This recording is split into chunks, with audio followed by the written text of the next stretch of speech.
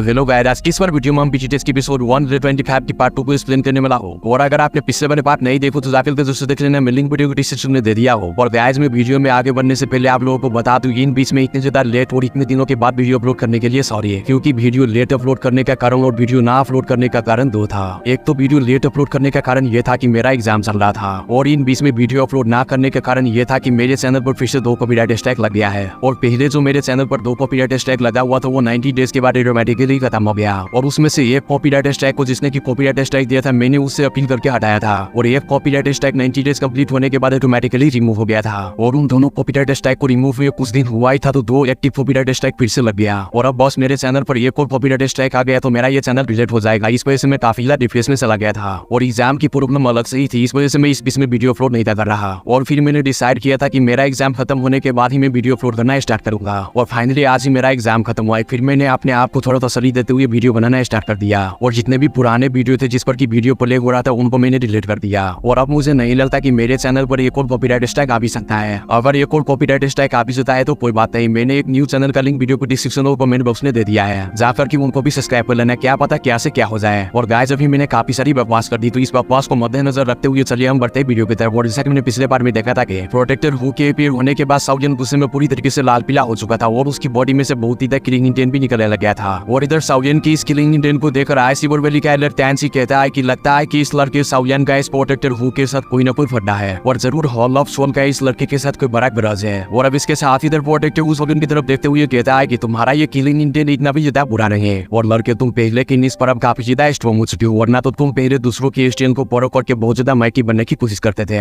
लेकिन चलो शुक्र है कि अब तुम्हारे पास अपनी खुद की स्टैंड है। और अब ये सारी बातें सुनकर साउजन गुस्से में लाल पीले होते हुए प्रोटेक्टर हु से कहता है कि कुत्ते कहेंगे तुम बस अब मरना ही डिजर्व करते हो। जिस पर प्रोटेक्टर हु कहता है कि आज तक मैंने जितने भी कांड किए माना कि मैं उस पर मरना ही डिजर्व करता हूँ, लेकिन तुम जैसा यंगर जनरेशन का ब्रेड मेरी मौत का फैसला नहीं कर सकता, और इस तरह का एरोगेंट वर्ड्स नहीं बोल सकता, वो भी मेरे सामने है। और हाँ, जब मैंने तुम्हारे टीचर याओजिन को पकड़ लिया तो तुम मेरे सामने क्या चीज हो, तुम तो सिर्फ उसके यूजलेस डिसाइपल हो। और अब प्रोटेक्टर हु की ये बात सुनकर साउजन की एक्सप्रेशन बिल्कुल डेडली हो जाती है, और वो बहुत ही ज्यादा गुस्से में अपनी स्टोरी में से अपने ऑटिमन बॉबिट को बाहर निकाल लेता है, जिसे देखकर प्रोटेक्टर हु की वो सुर जाते हैं, और वो कहता है कि ये तो एक्चुअली में एक ऑटिमन पपीट है। और फिर इसके साथ ही वो साउजन का मजाक उड़ाते हुए कहता है कि लड़के मुझे तो लगा था कि तुम अपनी ही स्टैंड पर रिलाई करोगे, लेकिन अब मुझे यकीन है कि तुम अभी भी किसी दूसरे की स्टैंड पर रिलाई करते हो, यानी कि इस पपीट को मेरे से फाइट करवाने वाले हो। जिसके साथ ही आगे से साइड पर गया टैंसी हंसते हुए प्रोटेक्टर हु से कहता है कि ये जो पपीट है ये स्टार टू क्लास का पपीट है, और अभी के लिए तुम फिक्र ना करो, मैं इसे संभालता हूँ, तुम इस लड़के को पकड़ो। जो सुनकर प्रोटेक्टर हु जो भी 2 क्लास के एचएचआर के पीक पर था उसे इस डीमन पपीट से डर तो नहीं लग रहा था, लेकिन अगर वो इस पपीट से फाइट करेगा तो वो एक ब्रेक सोल होने की वजह से काफी ज्यादा रेजिस्टेंट हो जाएगा और वीक भी है। इसलिए वो हंसते हुए टैंसी से कहता है कि एलर टैंसी तो भी ठीक है, आप इस पपीट को संभालो, मैं इस लड़के को पकड़ता हूँ, और इस लड़के को पकड़ने के बाद पहले मैं इसे आपके हवाले करूंगा, फिर अपना सारा गुस्सा इस पर उतार लेना, तब मैं इसे लेकर अपने हॉल ऑफ सोल में चला जाऊंगा।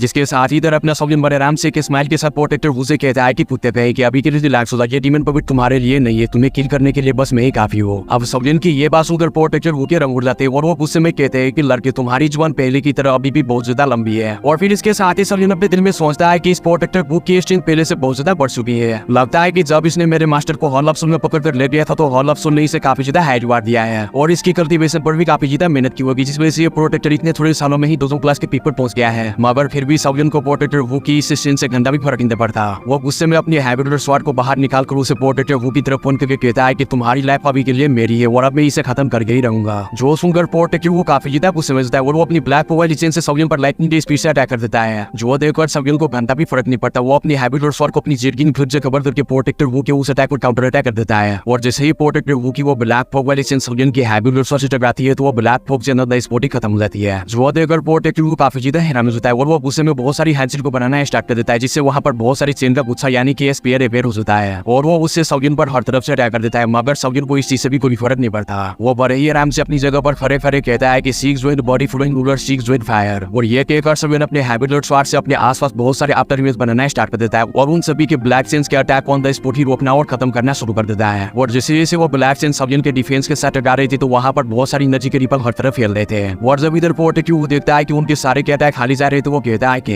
एक छोटा सा 2 स्टार 2 क्लास का एक्स पर मेरे अटैक को रोककर मुझसे हेड ऑन फाइट करने की कोशिश कर रहा है, तुम सच में मरना चाहती हो लड़के। और ये कहकर प्रोटेक्टर हु जोर जोर से हंसने लगता है, और इसके साथ ही वो अपनी सारी के अटैक्स को साउजन की फेटल पॉइंट पर यानी कि उसके कमजोर हिस्सों पर अटैक करना स्टार्ट कर देता है। लेकिन अभी साउजन अपना डिफेंस बड़े अच्छे से कर रहा था, और वो उसमें थोड़ा बहुत कमजोर भी नजर आ रहा था, क्योंकि अभी के लिए साउजन और प्रोटेक्टर प्रोटेक्टर वो की स्टेन में जमीन आसमान का फर्क है और वैसे भी दोजों क्लास के एक स्टार में भी काफी ज्यादा गैप होता है। इस वजह से सवियन अभी थोड़ा बहुत कमजोर नजर आ रहा था, लेकिन फिर भी सवियन प्रोटेक्टर वो के उन सभी के अटैक को बड़े ही आराम से खत्म कर देता है। और इधर सवियन की ये सिचुएशन देखकर टैंसी जो कि सवियन के और डीमन पपिट से फाइट कर रहा था, वो इस चीज को देखकर काफी ज्यादा खुश हो रहा था क्योंकि अभी सवियन इस फाइट में डिसएडवांटेज में जा रहा था। और अभी इधर देखते ही देखते प्रोटेक्टर वो अपनी ब्लैक सेन के अटैक को और भी बहुत ही ज्यादा स्ट्रॉन्ग कर देता है और उसे सवियन पर हर तरफ से अटैक कर देता है। जो देखकर सवियन अपनी रूलर डिफेंस से उसे रोकने की कोशिश करता है, लेकिन वो ब्लैक सेन सवियन की रूलर डिफेंस को ऑन द स्पॉट ही तोड़ देता है। और ये चीज देखते ही सवियन अपनी 3000 लाइटनिंग मूवमेंट का यूज करता है और प्रोटेक्टिव वो के उन सभी के अटैक को बहुत ही ज्यादा स्पीड के साथ डच करने लगता है। और जब इधर प्रोटेक्टिव वो देखता है कि सवियन सभी के अटैक को डच करके यहाँ से निकलने की कोशिश कर रहा है, तो प्रोटेक्टिव वो हंसते हुए सवियन से कहता है कि सवियन क्या तुम्हारे पास यही एबिलिटी है जिसके बलबूते पर तुम यहाँ सेंट्रल पेन में आ गए हो अपने मास्टर याओजिन को रेस्क्यू करने के लिए? अगर ये बात है तो तुम दिन में सपने देखना बंद कर दो क्योंकि तुम इस एबिलिटी के साथ अपने मास्टर याओ को कभी भी रेस्क्यू नहीं कर पाओगे। जो सुनकर सवियन जो कि भी प्रोटेक्टिव के सभी के अटैक को डच किया जा रहा था, वो इस चीज पर हंस देता है और बहुत ही गुस्से में वो हंसते हुए कहता है कि बहुत ठीक है, तुम सबर करो, जरा मैं तुम्हें दिखाता हूँ। जिसके साथ ही सवियन अपनी हैंडसिल को चेंज करके कहता है कि sky fire 3 mysterious change of इवेंटली flame first change green lotus core flame. और सवियन की ये कहते ही उसकी बॉडी में से ग्रीन लोटस कोर फ्लेम निकलकर वापस से उसकी बॉडी में चली जाती है। और अभी के लिए सवियन ने स्काई फायर 3 मिस्टीरियस चेंज की फर्स्ट एक्सचेंज को यूज किया था, जिसकी वजह से उसका और बहुत ही बढ़ना शुरू हो गया था।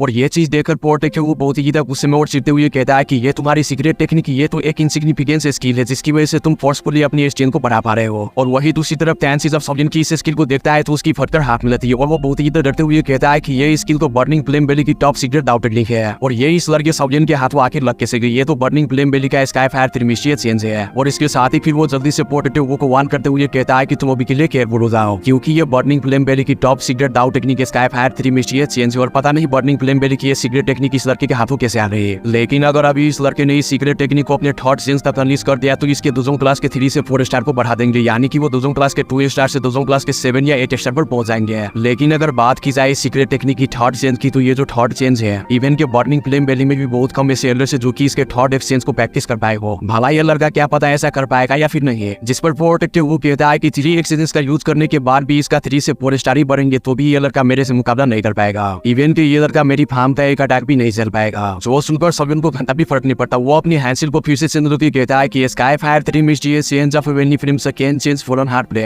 जिसके साथ ही सवियन की बॉडी में से एक इनविजिबल फ्लेम बाहर निकलती है और वापस से उसकी बॉडी में चली जाती है और उसकी बॉडी के रगों में फैल जाती है। और जैसे ही अभी के लिए सवियन ने sky fire 3 mysterious change the second form का यूज किया था तो उसका लुक भी काफी ज्यादा अमेजिंग हो गया था और उसका ऑरा भी बहुत ही ज्यादा स्ट्रॉन्ग हो गया था। और वही ये चीज देखकर प्रोटेक्टिव और टैंसी की पूरी तरीके से फट जाती है और उनका मुंह खुला कर खुला रह जाता है और वो काफी ज्यादा घबरा भी जाता है क्योंकि अभी के लिए सवियन का ऑरा बहुत ही ज्यादा हद तक बढ़ते ही जा रहा था। और इसके साथ ही वो कहता है कि ये इस लड़के का जो ऑरा और स्ट्रेंथ है ये उसकी हेवनली फिल्म की वजह से बढ़ रहा है। आखिर इस लड़के के पास 2 टाइप ऑफ हेवनली फिल्म कहां से आ गई? और इसके साथ ही फिर टैंसी कहता है कि तो अच्छा यही बात है कि इसकी स्ट्रेंथ इतनी ज्यादा बढ़ चुकी है। अभी के लिए इसने स्काई फायर 3 मिस्टीरियस चेंज की सेकंड चेंज का ही यूज किया है तो इसकी स्ट्रेंथ इतनी ज्यादा बढ़ चुकी है। अगर ये थर्ड चेंज का यूज करेगा तो इसकी स्ट्रेंथ कितनी ज्यादा ब्रेकनिंग हो जाएगी। और अभी ये जो एबिलिटी ये लड़का शो कर रहा है ये एबिलिटी बर्निंग फ्लेम बेली के चीफ टेंजन के पास भी नहीं है। जिसके साथ ही वही प्रोटेक्टिव बड़े हैरानगी के साथ आगे से कहता है कि अब मुझे यकीन है कि ये लड़का सेंट्रल प्लेन में क्यों आया। ये लड़का काफी ज्यादा करेज था और इसके पास बहुत सारे ट्रम्प कार्ड भी थे, इस वजह से यहाँ पर आ पाया और इसने यहाँ पर आने की हिम्मत की है। और अब ये सारी चीजें कहकर और सोचकर प्रोटेक्टिव काफी ज्यादा अनईजी फील करने लगता है क्योंकि उसे डर था कि अगर सवियन ने इसके थर्ड एक्सचेंज को भी यूज कर लिया तो उसके स्ट्रेंथ दोनों क्लास के 7 या 8 स्टार पर पहुंच जाएगी। मगर तभी प्रोटेक्टिव को खुद को ये सोचकर दिलासा देने लगता है कि मैंने सुना है कि बर्निंग फ्लेम बेली की स्काई फायर 3 मिस्टीरियस चेंज कभी भी किसी ने अपने थर्ड एक्सचेंज तक यूज नहीं किए। इवन के बर्निंग फ्लेम बेली के चीफ और एल्डर भी इस स्काई फायर 3 मिस्टीरियस चेंज की थर्ड एक्सचेंज को यूज करने से डरते हैं क्योंकि इसकी जो एनर्जी वो बहुत ही वाइड और वायलेंट है जो कि अपने ही ऑनर को बैटलेस दे जाती है। तो क्या ये लड़का इस तरह की एनर्जी को यूज करेगा? मुझे तो नहीं लगता। और ये सोचकर प्रोटेक्टिव स्माइल करने लगता है। और इधर अपना सवियन जो कि प्रोटेक्टिव को खा जाने वाली नजरों से देख रहा था वो भी बहुत ज्यादा गुस्से में उसे घंटा भी फर्क नहीं पड़ता वो थर्ड चेंज का यूज करे या फोर्थ चेंज का, आज तो वो इस प्रोटेक्टिव को मार कर ही रहेगा। और अब इसके साथ ही सवियन अपनी हैंडसिल को एक बार फिर से चेंज करता है जो देखकर प्रोटेक्टिव की पूरी तरीके से फट जाती है और उसमें से खून भी चुनने लगता है। और वही दूसरी तरफ बहुत सारे लोग सवियन को आके फाड़ फाड़ कर देख रहे थे और वो सभी कह रहे थे कि क्या ये लड़का सच में स्काई फायर 3 मिस्टीरियस चेंज की थर्ड चेंज को एक्टिव करने वाला है, क्या इसके पास तीसरी हेवनली फ्लेम होगी? लेकिन इधर अपना सवियन अपनी हैंडसिल को चेंज करते हुए कहता है कि sky fire 3 mysterious change of heavenly flame third change bone ceiling flame. और सवियन की ये कहते ही उसकी माथे में से मास्टर यालो की बोन सीलिंग फ्लेम निकलकर सवियन की बॉडी में हर तरफ फैल जाती है। और जैसे ही मास्टर यालो की बोन सीलिंग फ्लेम सवियन की बॉडी में फैली थी तो सवियन की लुक पूरी तरीके से चेंज हो गया था और उसका जो ब्लैक कलर का हेयर था वो पूरी तरीके से व्हाइट कलर में बदल गया था और उसके बैक पर व्हाइट कलर के क्रिस्टल भी अपीयर हो गए थे। और अभी के लिए सवियन ने स्काई फायर 3 मिस्टीरियस चेंज की थर्ड एक्सचेंज को यूज कर लिया था जिसकी वजह से सवियन का ऑरा बहुत ही ज्यादा हद तक बढ़ चुका था। इवन के वहाँ खड़े खड़े ही सवियन के आसपास के स्पेस पड़ना सूख जाती है। और अभी के लिए सवियन का मुंह लाल टमाटर की तरह लाल हो गया था क्योंकि इस थर्ड थॉट चेंज की वजह से जो वाइट और वायलेट एनर्जी थी सवियन की बॉडी में वो काफी ज्यादा फेयर्स थे, जिससे कि सवियन को थोड़ी बहुत पेन भी हो रही थी। और अभी के लिए सवियन ने एक्सपेक्ट नहीं था किया कि इन हेवनली फिल्म की वजह से उसकी स्ट्रेंथ इतनी बढ़ जाएगी और इससे जो एनर्जी पैदा होगी वो उसे भी नुकसान पहुंचाएगी। और ये कहकर और सोचकर सवियन अपनी बॉडी को थोड़ा तोड़ता मरोड़ता है, जिससे उसकी बॉडी में जो पेन थी वो थोड़ी देर के बाद खत्म हो जाती है। और फिर वो कहता है कि ये स्काई फायर 3 मिस्टीरियस चेंज काफी ज्यादा ओवरवेयरिंग है मेरे लिए। और वैसे अगर सवियन की बॉडी काफी ज्यादा नेचुरल ड्रेसर से रिफाइन ना की गई होती तो सवियन की बॉडी इस एनर्जी की वजह से फट भी सकती थी और वो मर भी सकता था। लेकिन ये तो सवियन की किस्मत थी जो कि उसकी बॉडी इतना ज्यादा स्ट्रॉन्ग था। और इसके साथ ही फिर सवियन सोचता है कि अब मुझे समझ में आया कि तैनजन ने मुझे थॉट चेंज को यूज करने से मना क्यों किया हुआ था, क्योंकि इसकी एनर्जी ही बहुत ही ज्यादा खतरनाक है जो कि किसी की भी बॉडी को फाड़ सकता है। और यह कहकर सवियन अपनी बॉडी की तरफ देखते हुए कहता है कि लगता है कि मेरी स्ट्रेंथ दोजों क्लास के 7 स्टार पर पहुंच गया है। इस स्काई फायर 3 मिस्टीरियस चेंज ने मेरी दोजों क्लास के 5 स्टार को एकदम से ही इंक्रीज कर दिया है। अगर बर्निंग फ्लेम बेली का कोई आम साइलर इस चीज को यूज करता तो उसकी 3 स्टार ही इंक्रीज होती है, क्योंकि उनके पास हेवनली फ्लेम्स तो नहीं जिस तरह की मेरे पास 3 तरह की हेवनली फ्लेम है। और अब इधर हम देखते हैं सवियन की सोरा ने टियान होदुंजी और आई सिल्वर बेली के फर्स्ट लीडर टियान स्वान जी की अटेंशन अपनी तरफ खींच लिया था।